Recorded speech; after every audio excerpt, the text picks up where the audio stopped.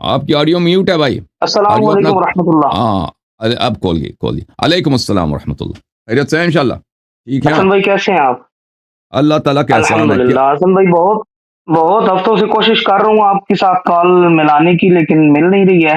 تو آج آپ کا شکریہ، جعفر بھائی کا شکریہ کہ انہوں نے آج آپ کو کال ملا دی میری. اچھی تو بات ہے. اللہ آپ کو جزاک خیر. حسن بھائی میں کوئی جو ہے نا مولوی وغیرہ نہیں ہوں، تو میرا نام کاشف ہے، کاشف جی شہزاد ملک، جی اور جی میں خوشاب پاکستان سے بات کر رہا ہوں. جی صحیح.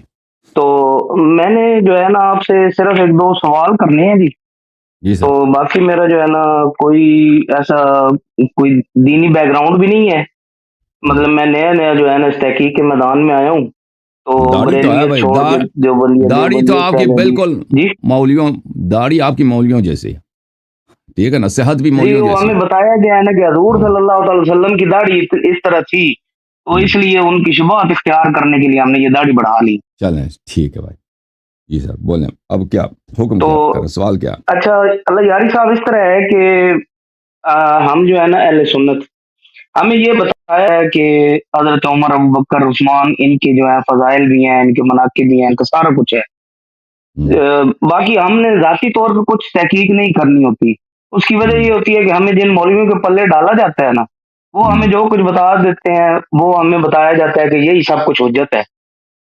تو اس لیے ہم نے خود تو اس تحقیق کے میدان میں اترنا نہیں ہوتا. تو ہم اس لیے شیعوں کو بھی کافر کہتے ہیں، اور اپنے مخالفین گروہ جو ہیں ان کو بھی ہو سکتا ہے ان کی بھی تکفیر کرتے ہوں. تو میں ذاتی طور پہ کسی کی تکفیر نہیں کرتا، میری اپنی ذات تک جو بات ہے. تو میں سب کو مسلمان سمجھتا ہوں، چاہے وہ شیعہ ہو، دیوبندی، اہل حدیث، جو بھی ہو، جس مکتب فکر سے بھی تعلق رکھتا ہے. مولانا اسحاق صاحب کی ایک بات مجھے بہت اٹریکٹ کر گئی کہ انہوں نے فرمایا کہ جو سوال کیا کچھ میرا اہل تشیع حقیر کے بھائیوں لیے، تک سوال کیا پہنچا. بھائی؟ حقیر کے لیے جی سوال سر. کیا؟ سر مجھے یہ ایک بات کرنی تھی کہ حضرت ابو بکر رضی اللہ تعالیٰ عنہ یا حضرت عمر رضی اللہ تعالیٰ عنہ، آپ کہتے ہیں وہ مسلمان بھی نہیں تھے، جو بھی تھا مطلب حضور صلی اللہ علیہ وسلم کی گستاخ بھی تھے، سارا کچھ ٹھیک مان لیتے ہیں. لیکن میرا سوال یہ ہے کہ کیا اگر قیامت کے دن اگر اللہ نے ہمیں اس موضوع پہ ہی پکڑ لیا کہ عمر ابو بکر تو ایسے تھے نہیں، تو تم لوگ ان کی گستاخی کیوں کرتے رہے ہو، تو ہم اس پہ کیا جواب دے سکتے ہیں وہاں پہ؟ تو ہم کہیں گے آپ کے قرآن میں جو لکھا تھا، ہم نے قرآن کی تصدیق کیا. جب قرآن مجید نے فرما جی دیا ہے ان کے مذمت میں آئے حبس عمل نازل ہوئی ہے نا، ان کے مذمت میں ان الذین ینادونک من وراء الحجرات اکثرهم لا يعقلون ان شر الدواب عند اللہ الصم البکم الذین لا يعقلون. ہم کہیں گے کہ ہم نے آپ کے قرآن کی تصدیق کی، اور یہ ہو ہی نہیں سکتا نا. یہ اس طرح کوئی سوال کرے کہ اگر قیامت کے دن پتہ چلے کہ اللہ ایک نہیں چار ہے، قیامت کے دن پتہ چلے اللہ کی تو 10 بیٹیاں بھی ہیں، بیویاں بھی ہیں، تو اس دن کیا کرو گے؟ تو یہ ایک ایسی بات ہے نا کہ جو ناممکن ہے، ہو ہی نہیں سکتی. جب اللہ نے کہہ دیا، جب واضح دلائل سے ثابت ہو گئے کہ نبی پاک صلی اللہ علیہ وآلہ وسلم کے برحق جانشین اہل بیت اطہار علیہم السلام، اس کے دلائل بے شمار ہیں. ان کے جو برحق خلیفہ ہے، وصی ہے، ان کے بعد جو برحق بلا فصل امام ہے وہ حضرت امیر المؤمنین علی بن ابی طالب علیہ السلام ہے. جب یہ ثابت ہو گیا ایک جانب، دوسری جانب سے یہ بھی ہوگا کہ یہ سیاست کے لیے، دنیا کے لیے ان لوگوں نے خلافت امامت پہ قبضہ کیا ہے، اور ان کے ہم نے آپ کی اپنی کتابوں سے ان کے کارنامے ثابت کیے ہیں. تو پھر تو بحث کی کوئی گنجائش ہی نہیں رہتی نا. کہ پھر یہ کہتے ہیں کہ اللہ نے اگر کہہ دیا، اللہ کیسے کہہ سکتا ہے بھائی کہ تم نے قرآن کی کیوں مخالفت کی، کہ تم نے قرآن کی کیوں اتباع کیا، قرآن کی کیوں تصدیق کیا، کہ میرے حبیب صلی اللہ علیہ وسلم کی شریعت کی کیوں پیروی کیا. یہ تو ہو نہیں سکتا نا بھائی. ٹھیک ہے نا بھائی؟ صحیح ہو گیا. اور سر یہ پوچھنا تھا کہ رسول اللہ صلی اللہ علیہ وسلم نے ہمیں بتایا کہ اللہ ایک ہے، ہم نے مانا کہ اللہ ایک ہے. رسول اللہ صلی اللہ علیہ وسلم کے ہوتے ہوئے حضرت ابوبکر، عمر، عثمان سب موجود تھے.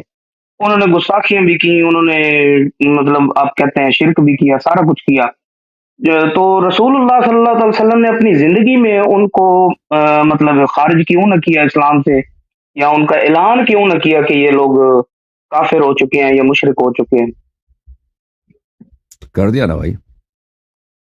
جی سر. یہ سورہ حجرات جو نبی صلی اللہ علیہ وسلم نے پڑھی ہے، تلاوت کی، اپنے نمازوں میں پڑھی، صحابہ کو بولا کہ خطبے دیے ہیں، بتایا ہے کہ اس کی سب کو پتا کہ اس کی شان نزول کیا ہے. جب یہ لوگ جنگ سے بھاگے تھے، سب صحابہ ان کو گالی دے رہے تھے کہ یہ جنگ سے بھاگ کے ڈرپوک ہیں، اور اس سے 2 ہفتے پہلے انہوں نے بیعت کی تھی کہ ہم مریں گے لیکن ہم وہ بھاگیں گے نہیں. تو یہ تو کہنے کی ضرورت ہی نہیں ہے. جب سب لوگوں کو پتہ ہے, اتنا واضح طور پہ پتہ ہے کہ ان کا کردار ہی ایسا ہے کہ انہوں نے ایک دفعہ بیعت کرتے ہیں کہ ہم بھاگیں گے نہیں. قرآن کی آیات موجود ہے کہ پیغمبر صلی اللہ علیہ وسلم پہ وعدہ کرتے ہیں, خطبے دیتے ہیں کہ اگر تم جنگ سے بھاگ جاؤ گے یہ گناہ کبیرہ ہے, ہمیشہ کے لیے جہنم میں جاؤ گے. اور پھر یہی بھاگ جاتے ہیں سب کے سامنے. تو پھر بھائی آپ کہتے ہیں پھر پیغمبر نے کیوں خبر نہیں؟ پیغمبر نے خبر دی ہے نا. آپ تاریخ پڑھیں, آپ لوگ کیوں تصدیق نہیں کرتے؟ پیغمبر نے بولا ہے, اللہ نے بولا ہے, وہ باتیں بہت واضح ہیں. تعجب یہ ہے کہ آپ اپنے آپ کو امتی بھی کہتے ہو, داڑھی بھی رکھتے ہیں نا, کہ یہ نبی صلی اللہ علیہ وسلم کی سنت ہے, لیکن ان کی اصل سنت جو ہے اس کو مانتے نہیں ہیں, ان کی اصل بات کو تو مانتے نہیں ہیں. ٹھیک ہے کہ نہیں؟ صحیح ہو گیا. اچھا سر, ایک بات مجھے یہ پوچھنی تھی کہ متع کے متعلق. متع ہم نے جو بچپن سے سنا ہے کہ متع جنگ خیبر کے موقع پہ حرام ہوا تھا.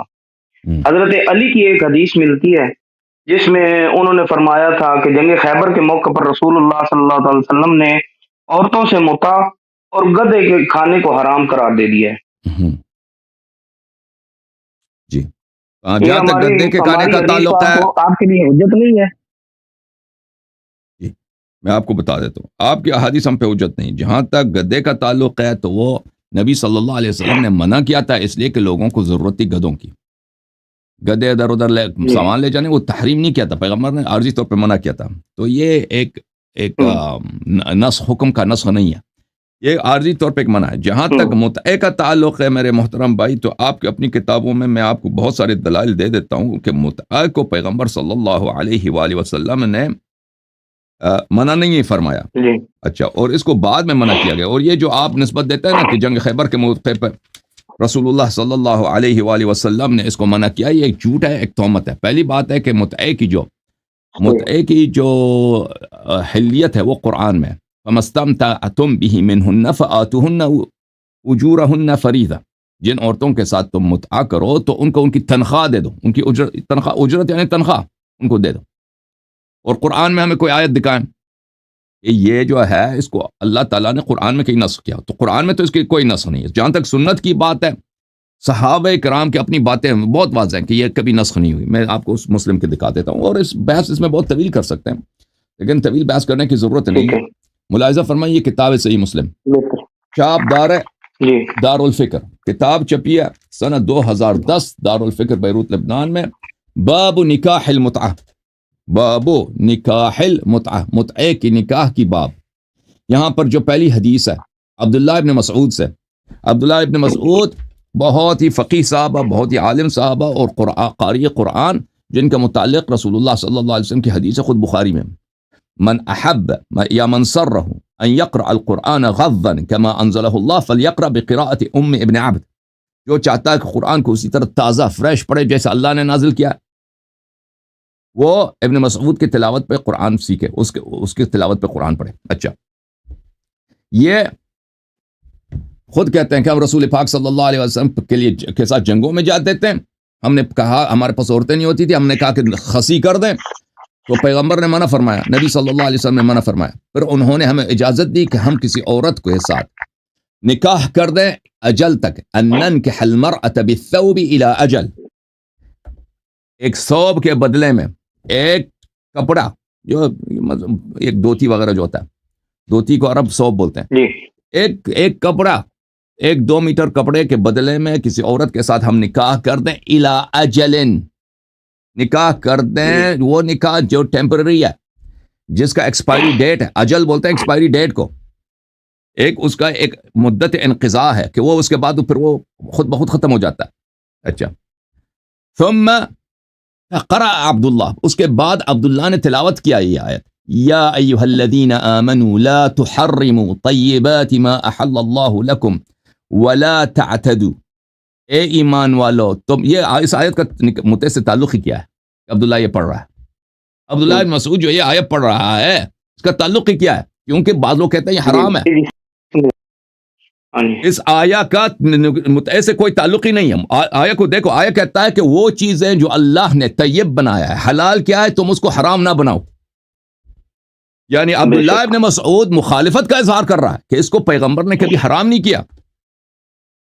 ان اللہ لا يحب المعتدین، اللہ تعالی حد سے تجاوز کرنے والوں سے محبت نہیں کرتا۔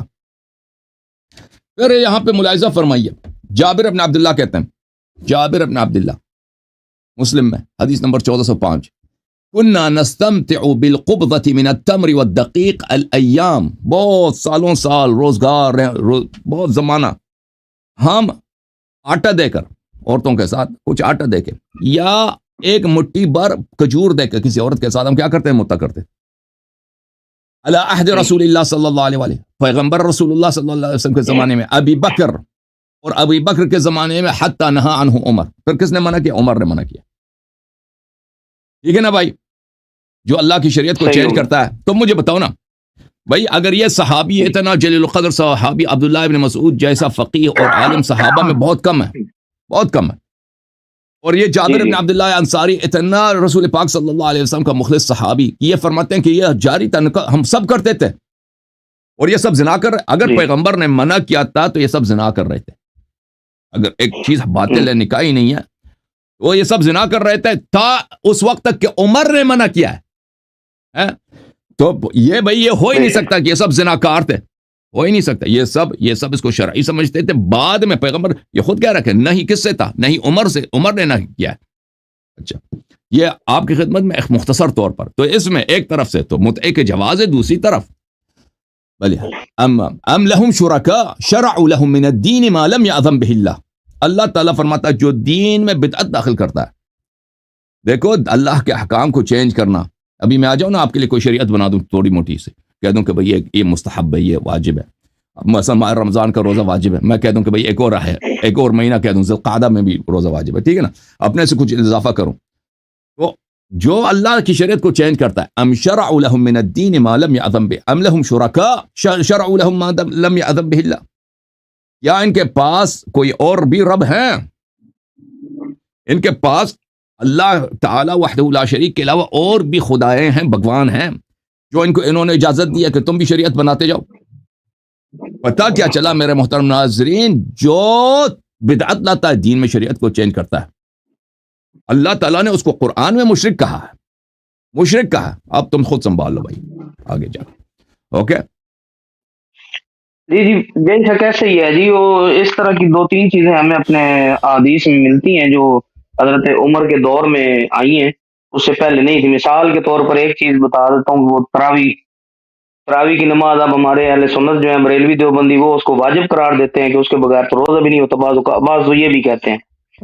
تو اہل حدیث جو ہے وہ اس چیز کو نہیں مانتے، وہ کہتے ہیں یہ نفل نماز اگر کوئی پڑھنا چاہے تو پڑھ سکتا ہے، نہیں تو جماعت کی ضرورت نہیں ہے۔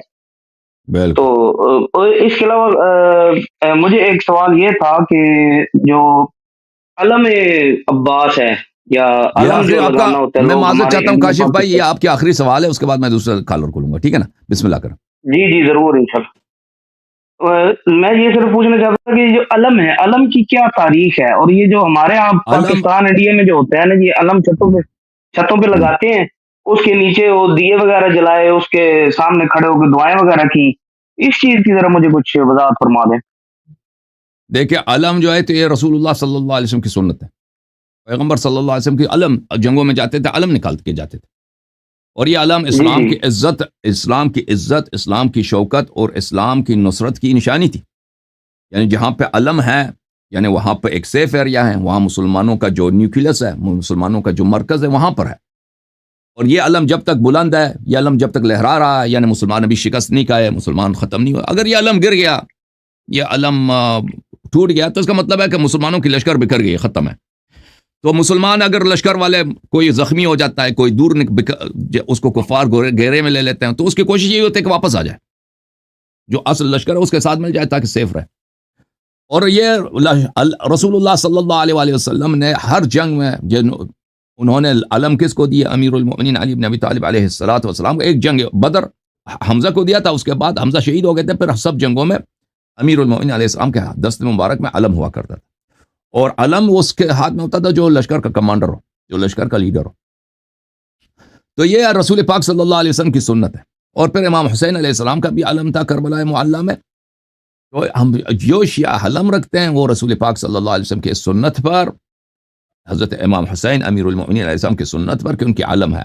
اور اس دکھ میں یہ رسول پاک صلی اللہ علیہ وسلم کی علم جو ہے کربلا میں ٹوٹ گئی، یہ علم جو ہے زمین پہ گر گئی ہے، تو شیعہ اب اس کو بلند رکھتے ہیں کہ مولا ہم آپ کے علم کو اپنے سینوں پر، اپنے آنکھوں پہ بلند رکھیں گے، اور علم آپ کا بلند ہے جب تک دنیا ہے، پیغمبر کا علم بلند ہے، امیر المؤمنین علی علیہ السلام کا علم بلند ہے، امام حسین علیہ السلام کا علم بلند ہے، پنجتن پاک کا علم بلند ہے، تو یہ اس کی ایک نشانی ہے، اس کی ایک نشانی ہے، ٹھیک ہے نا میرے بھائی؟ لیکن اللہ یاری بھائی اس میں صرف یہ پوچھنا تھا کہ علم جو ہے وہ جنگوں کی نشانی تو ہو گیا، جیسے آپ نے بتایا کہ جنگوں میں لے کے جایا کرتے تھے، تو اس کا گھروں کے اوپر لگانے کا تو کوئی ثبوت میرے خیال میں تو نہیں ہے۔ کوئی بات نہیں، ابھی جنگ نہیں ہو رہا، ٹھیک ہے، لیکن ہم اس علم کو، یہ علم جو ہم اس علم کو بھولنے نہیں دیں گے۔ ہم نہیں کہتے کہ پیغمبر اپنے گھر پہ علم لگاتے تھے، ہم نہیں کہتے، یہ شاید لگاتے تھے، شاید نہیں لگاتے تھے، ہمیں ایسی خبر نہیں پہنچی کہ وہ اپنے گھر پہ علم لگاتے تھے، لیکن ہم جو علم لگاتے ہیں نا امام حسین علیہ السلام کی یاد میں، ٹھیک ہے نا، آپ مثلا ابھی آپ نے شلوار قمیض پہنی ہے، پیغمبر نے شلوار قمیض بھی نہیں پہنا نا، آپ نے پہنا، اب کوئی کہتا ہے کہ بھئی آپ نے غلط کام کیا، نہیں کام کیا غلط نہ، تو پیغمبر صلی اللہ علیہ وسلم کی علم ہے، ائمہ اطہار علیہ السلام کی علم ہے، ان کی علم ہے، شیعہ اس علم کی یاد کو زندہ رکھتے ہیں، کربلا میں جو اہل بیت علیہ السلام پہ ظلم ہوا ہے، جو آل رسول صلی اللہ علیہ وسلم پہ اس امت نے کیا ہے، دوسروں نے نہیں کیا ہے، اس امت والوں نے کیا ہے، اس کو ہم زندہ رکھیں گے۔ تھینک یو سر، اللہ آپ کو جزائے خیر، سلامت رہو، بہت شکریہ جی، اللہ حافظ۔ Thank you